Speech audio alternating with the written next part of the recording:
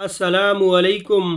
पूरान दख्त एक और शहज़ादी थी जिसे तारीख़ों में उर्दशीर की बेटी लिखा गया है। उसने फ़ारस के शाही ख़ानदान के दरमियान इख्तिलाफ़ात और उमरा की आपस की अदावत और तफ़रक़ाबाज़ी ख़त्म करने के लिए अपनी ज़िंदगी वक़फ़ कर रखी थी। चूँकि वो नेकतीनत औरत थी और वो मफाद परस्त नहीं थी, इसलिए हर कोई उसकी बात मान लेता था। उसने जब देखा कि उधर मुसलमान फ़तह पर फ़तह हासिल करते आ रहे हैं और मदाइन तक को मुहासरे का ख़तरा लाहक हो गया है, और इधर आज़र मीदख्त ने सल्तनत की तबाही से नज़रें चुरा कर अपनी ज़ाती हुकूमत बना ली है, तो वो आज़र मीदख्त के पास गई। पूरान शहज़ादी ने उसे समझाने के लिए बहुत कुछ कहा। वो खामोशी से सुनती रही। क्या तुम ये चाहती हो कि मैं तख्त से दस्तबरदार हो जाऊँ? आज़र मीदख्त ने तंज़िया लहजे में पूछा। क्या अब तुम फ़ारस की मलका बनना चाहती हो? क्या तुमने देखा नहीं कि इस तख्त ने कितनी जानें ली हैं? पूरान ने कहा, सवाल तख्त का नहीं, अब तो सल्तनत फ़ारस की बका और सलामती ख़तरे में पड़ गई है। मेरी बात गौर से सुन लो पूरान। आज़र मीदख्त ने कहा, आज के बाद मेरे सामने ना आना। मैं मलका हूँ। सल्तनत के भले बुरे को मैं तुमसे ज़्यादा बेहतर समझती हूँ। तुम जिनके हाथों में खेल रही हो उन्हें मैं अच्छी तरह जानती हूँ। इस पंदो नसीहत से बाज आ जाओ। मैं पंदो नसीहत से बाज आ जाऊंगी। पूरान ने कहा, लेकिन सल्तनत फ़ारस को मुसलमानों से बचाने के लिए ना जाने क्या कर गुजरूंगी। मैं एक बार कहती हूँ कि इस तख्त ने किसी के साथ वफा नहीं की, और ये भी सोच लो कि फ़ारस ही ना रहा तो क्या मुसलमान आपको तख्त पर बिठाएंगे? मुसलमान मदाइन को फ़तह नहीं कर सकते, आज़र मीदख्त ने कहा, और कोई मुझे इस तख्त से उठाने की जुर्रत नहीं कर सकता। ऐसे जुर्रतमंद लोग मौजूद हैं। मलका पूरान ने तंज़िया लहजे में कहा, मुझे एक बार तख्त से उठाकर शाहपुर को बिठाया गया था। आज़र मीदख्त ने कहा, कहाँ है शाहपुर? मुझे मजबूर और बेबस करने के लिए फ़रख्ज़ाद की बीवी बना दिया गया। मैंने शादी की पहली रात को उसकी ज़िंदगी की आखिरी रात बना दिया। इस तख्त ताऊस पर जो कोई हाथ डालेगा वो इन दोनों के अंजाम को पहुँचेगा।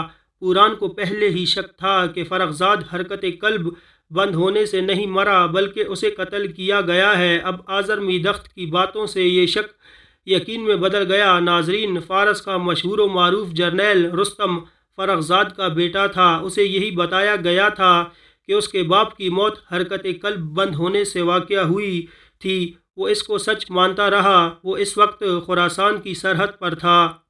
एक रोज़ मदाइन का एक घुड़सवार उसके पास सरहद पर पहुंचा और उसे पूरान का तहरीरी पैगाम दिया। उसमें पूरान ने मदाइन के हालात और आज़र मीदख्त की फ़िरौनियत की तफसील लिखी और फिर लिखा, आपके वालिद फ़रख्ज़ाद की मौत तबई नहीं थी।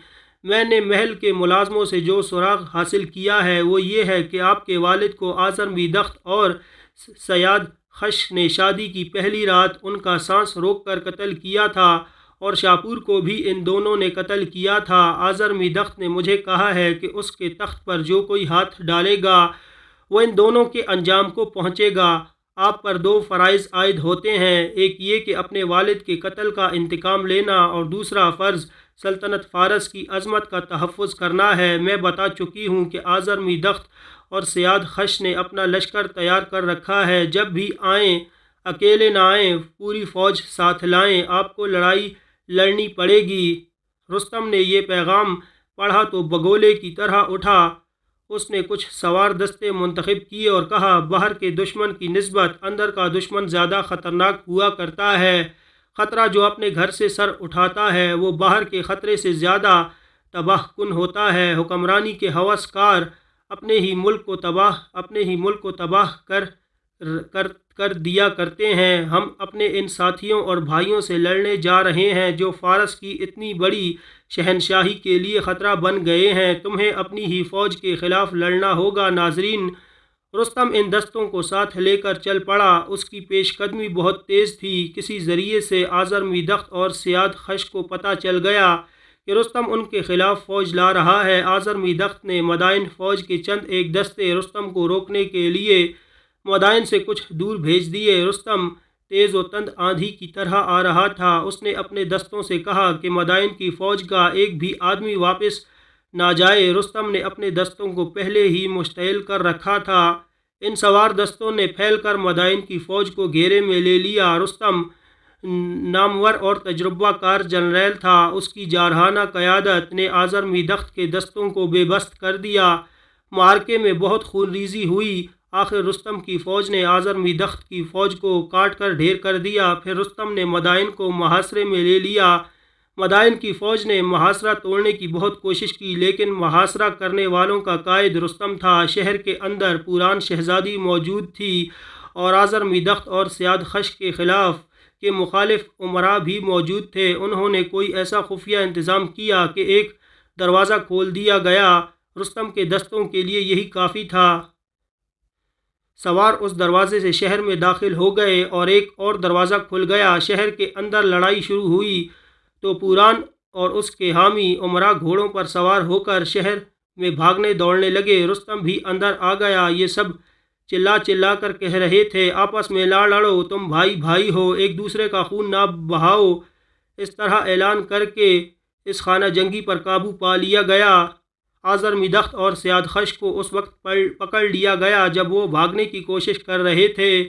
رستم نے تمام فوج کو ایک جگہ اکٹھا کر کے آزرمیدخت اور سیادخش کو ایک چبوترے پر کھڑا کیا اور فوج کے دونوں دھڑوں کو بتایا کہ ان دونوں نے کس طرح تخت و تاج کی لالچ میں بھائی کو بھائی کا دشمن بنا دیا تھا۔ رستم نے یہ ساری رواداد سنا کر سیادخش کو آگے کیا اور اپنی تلوار سے اس کا سر تن سے جدا کر دیا۔ پھر جلاد کو بلا کر کہا کہ آزرمیدخت کی آنکھیں نکال کر اسے شہر سے نکال دیا جائے۔ دو سپاہیوں نے آزرمیدخت کو مضبوطی سے پکڑ لیا اور جلاد نے اس کی دونوں آنکھیں نکال دیں۔ اس کے بعد وہ تاریخ سے ہمیشہ کے لیے غائب ہو گئی۔ رستم نے امراء سے صلاح مشورہ کر کے اسی وقت اعلان کر دیا کہ آج سے پوران ملکہ فارس ہے۔ وہیں تاجپوشی کی مختصر سی رسم ادا کر کے پوران نے اسی وقت شاہی فرمان جاری کر دیا کہ آج سے رستم ہی وزیر ہے اور رستم ہی تمام افواج کا کمانڈر ان چیف ہے اور سلطنت کے اہم امور کے فیصلے رستم ہی کیا کرے گا۔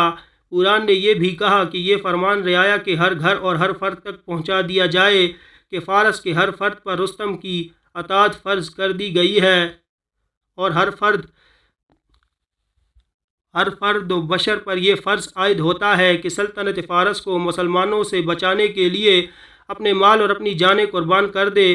پوران کے تخت نشین ہوتے ہی رستم نے فارس کے تمام امراء اور سارے ملک کے بڑے بڑے جاگیرداروں کو مسلمانوں کے خلاف اشتعال انگیز پیغام بھیجے۔ اس نے سب کو کہا کہ اپنی جاگیروں کو، اپنی بیٹیوں کی عصمتوں کو بچانا چاہتے ہو تو لڑنے والے جس قدر آدمی اکٹھے کر سکتے ہو انہیں فوج میں لاؤ اور مسلمانوں کو ہمیشہ کے لیے ختم کر دو۔ مورخ لکھتے ہیں کہ رستم کے اس پیغام نے فارس کے